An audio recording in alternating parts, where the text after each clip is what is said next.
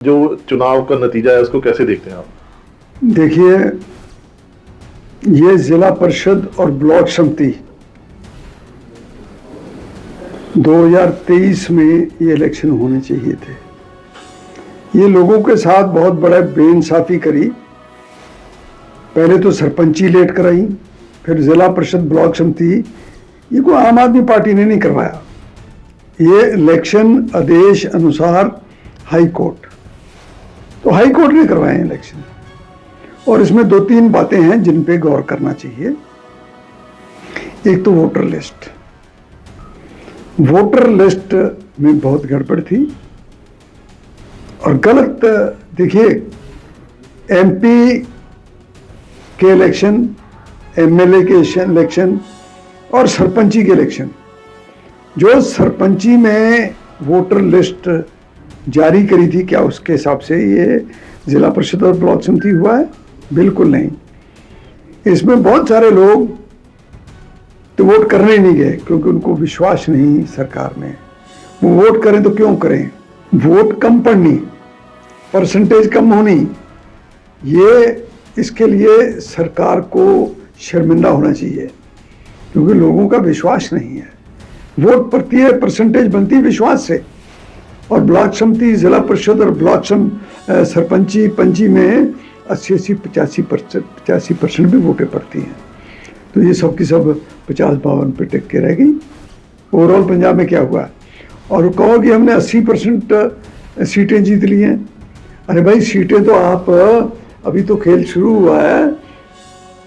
आपने अभी से सुल्तानपुर वाले मेरे को बता रहे थे, कहते हमें आ गया संदेशा कि भाई ये ब्लॉक समिति की उसको कहो मेरे साथ आ जाए। देखिए, जब तक अकाली दल और बीजेपी इकट्ठे नहीं होते,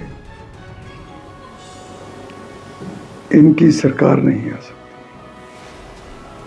और जब ये इकट्ठे होंगे तो बीजेपी शेयर ज्यादा मांगेगी। तो very purpose of regional party वो डाइल्यूट हो जाएगा, क्योंकि जब ये शेयर ज्यादा मांगेंगे तो अकाली दल की शेयर नहीं रहेगी। कांग्रेस पार्टी की खूबसूरती है कि ये किसी व्यक्ति विशेष की पार्टी नहीं है। और एक खूबसूरती और है कि कांग्रेस इज एवरीवेयर। मेरा मानना है कि 30% से ज़्यादा, 32 भी हो सकता है, 35 भी हो सकता है, प्रतिशत वोट, 30% वोट कांग्रेस पार्टी की फिक्स है सारे पंजाब। हाईकमान के पास प्रधान के नाम के 4 नाम गए हैं, जिसमें आपका भी एक नाम है।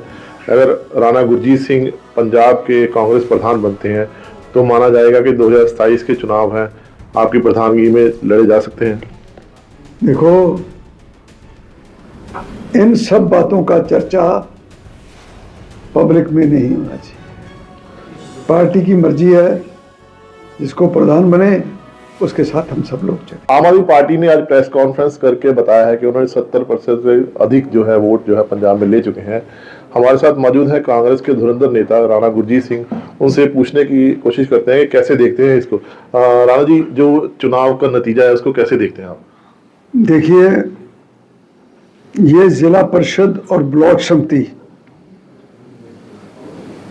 2023 में ये इलेक्शन होने चाहिए थे।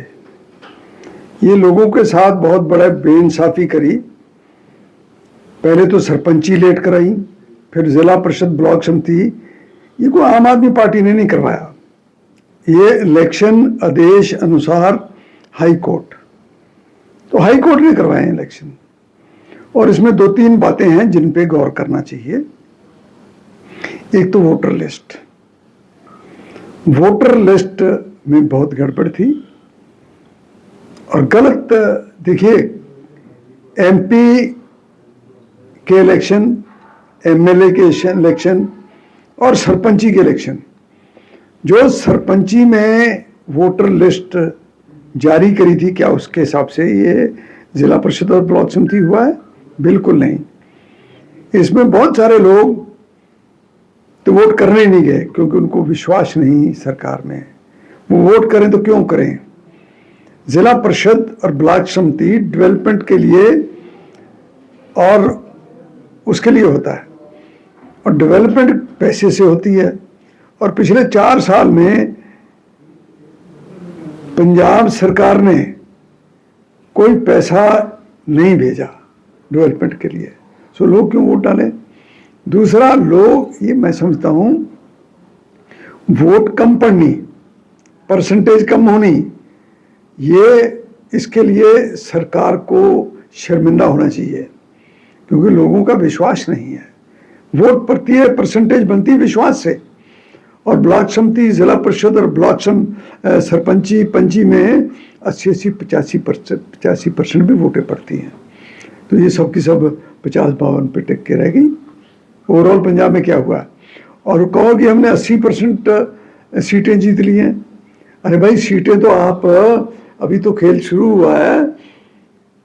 आपने अभी से सुल्तानपुर वाले मेरे को बता रहे थे, कहते हमें आ गया संदेशा कि भाई ये ब्लॉक समिति की, उसको कहो मेरे साथ आ जाए। आम आदमी पार्टी को वोट डरे। क्यों करे भी आम आदमी पार्टी? ये हॉर्स ट्रेडिंग से कुछ कर लो, ये सारे पंजाब में करना है आपने, तो ये तरीका ठीक नहीं है। मैं सहमत नहीं हूँ। कई जगह पे ये भी इल्जाम लगाया गया कि जो वोट थी वो काट दी गई, और काउंटिंग के समय ही कई वोटें जो हैं काट के साइड में रख दी गई, जो कांग्रेस की थी या किसी और पार्टी की थी। बहुत बड़ी एक मिसाल सुल्तानपुर की है, और उस टेबल के ऊपर करीब 1300-1400 वोट रद्द करी गई। फिर भी वो कैंडिडेट 75 वोट से जीत गया, 1300-1400 वोट काटने के बाद में। तो करे हैं प्रयास, ऐसी बात नहीं है। आपने कहा था राणा जी, अकाली दल जो है क्षेत्रीय पार्टी है, इसको स्टैंड करना चाहिए। और जो अभी जो जिला परिषद के चुनाव में अकाली दल भी कुछ सीटें लेके गए हैं, जिससे लगता नहीं कि अकाली दल अब दोबारा पंजाब में स्टैंड होने की कोशिश में है। देखिए, जब तक अकाली दल और बीजेपी इकट्ठे नहीं होते, इनकी सरकार नहीं आ सकती। और जब ये इकट्ठे होंगे तो बीजेपी शेयर ज्यादा मांगेगी, तो very purpose of regional party वो डाइल्यूट हो जाएगा। क्योंकि जब ये शेयर ज्यादा मांगेंगे तो अकाली दल की से नहीं रहेगी। तो नंबर 1।